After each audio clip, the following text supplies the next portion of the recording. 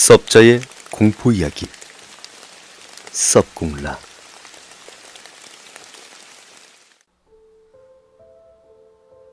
지금으로부터 13년 전 제주도에서 대학교 다닐 때 선배들에게 들은 이야기입니다.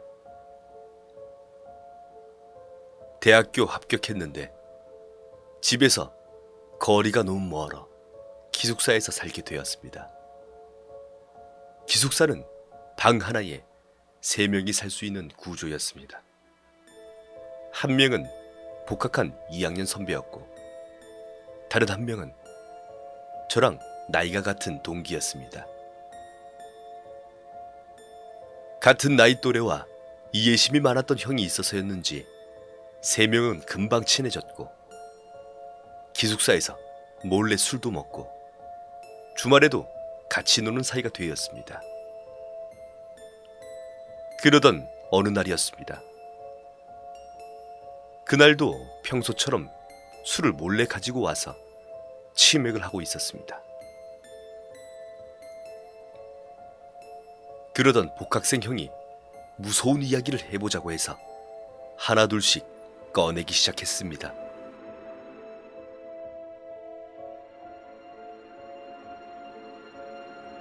그러던 중 동기 한 명이 자기가 살던 동네에서 쓰던 귀신 부르는 방법이 있다면서 이야기를 해주었습니다.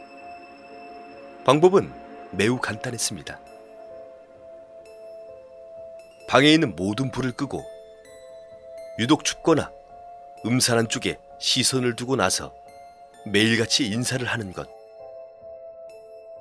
지금 생각하면 말도 안 되는 이야기 같지만 술을 너무 많이 마셔서 그랬던 건지 이상적인 판단도 없었거니와 기숙사 건물이 낡아 문 밑으로 외풍이 무척 심해서 조건이 맞았던 것이었습니다.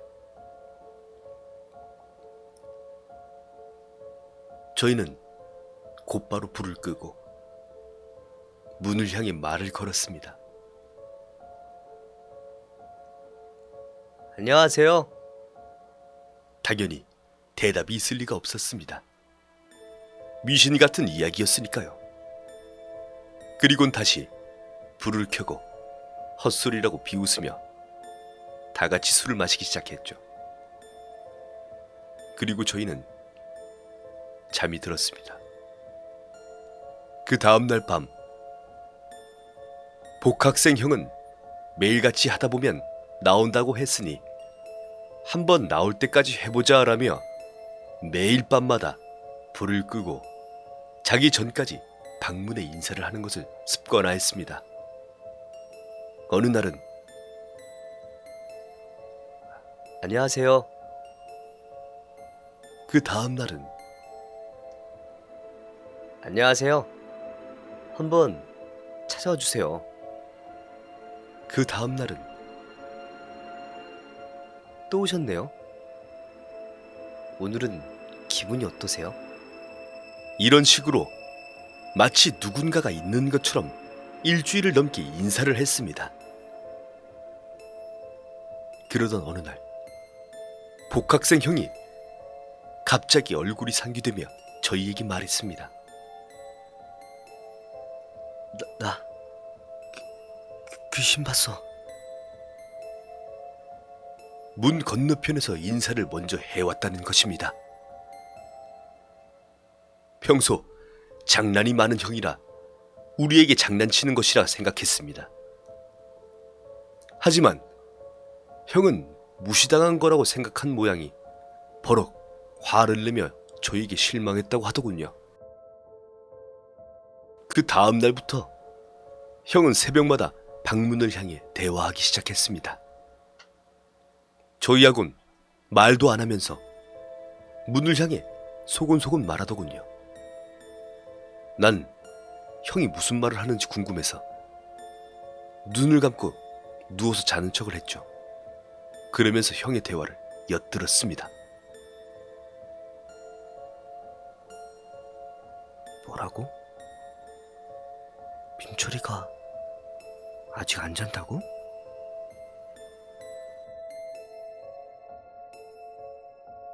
그 말을 듣는 순간 심장이 철렁 내려앉았습니다. 그 말을 남기고 형은 일어나면서 제가 자는 곳에 눈을 돌렸던 모양입니다.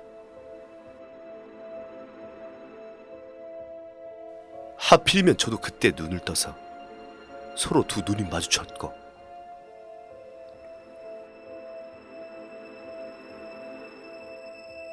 형은 마치 원수를 보는 것처럼 한동안 저를 째려보더니 휙 하고 나가버렸습니다.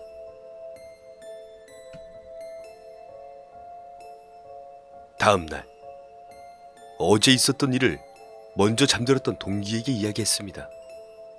동기는 덤덤한 성격이라 복학생 형이 취업 준비로 스트레스를 받아 그런 것이니 신경 쓰지 말라고 했습니다. 하지만 같은 방에 있는 사람이 기이한 행동을 보이는데 어찌 신경 쓰지 않을 수 있을까요?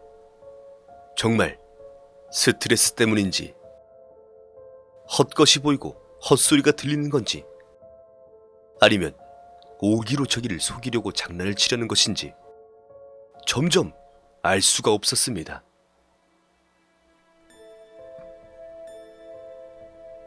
그날 밤은 저와 동기도 잠에 들지 않고 형이 문을 향해 말을 할 때까지 기다렸습니다. 새벽이 되자 형은 어제와 같은 문을 향해 신나게 대화하기 시작했습니다. 그러다가 갑자기 일어나면서 이런 말을 하더군요. 전 아직도 이 말이 잊혀지지 않습니다.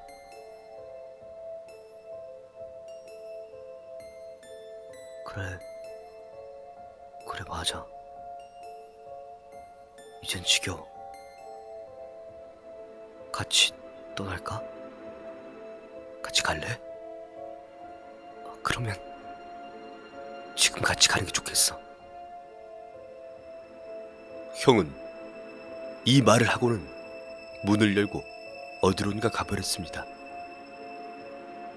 저희는 일단 기다려보기로 했습니다. 하지만 1시간이 지나도 형은 돌아오지 않았고 핸드폰도 계속 받지 않았습니다. 그때서야 심각성을 깨닫고 여기저기 형을 찾기 시작했습니다. 기숙사 여기저기를 찾다가 결국 포기하고 경비 아저씨에게 이야기를 했습니다. 아저씨는 심드렁한 표정으로 스트레스 때문에 잠깐 나갔다 온 것일 수도 있으니 아침까지 기다려보라고 하더군요. 하지만 형은 아침까지 돌아오지 않았습니다. 하루 종일 연락이 없었습니다. 핸드폰 전원이 나가서 받을 수 없는 상태가 되자 저희는 그제서야 경찰에 실종 신고를 하게 되었습니다. 그리고 며칠 뒤 옥상에서 형이 발견되었습니다. 형은 손목을 칼로 그어 자살을 했던 것입니다. 옥상은 잠겨 있어서 들어갈 수 없는데 형이 어떻게 옥상으로 간 건지 알 수가 없었습니다. 저희는 경찰에게 그간 있었던 일을 이야기했지만 저희도 믿을 수 없는 이야기를 경찰도 믿을 수 없었겠죠. 하지만 타살의 흔적도 없었고 다른 이상한 점도 없어서 취업으로 인한 스트레스로 자살을 한 걸로 종결지었습니다. 그 사건 이후 저는 기숙사를 나오게 되었습니다. 도저히 그 방문을 바라볼 수 없었기 때문입니다. 지금도 가끔씩 자다가 형의 목소리를 듣는 착각에 빠지곤 합니다. 형의 마지막 말을 듣고 말렸어야 했는데 말리지 못한 죄책감이었을까요? 아직도 잊혀지지 않고 있습니다. 형이 아직도 정말 귀신을 부른 건지 자살인지 전 알 수가 없습니다. 하지만 소문이나 인터넷으로 떠도는 귀신을 부르는 행위를 절대 하지 말라고. 하려고 하는 사람들을 꼭 말리고 싶습니다.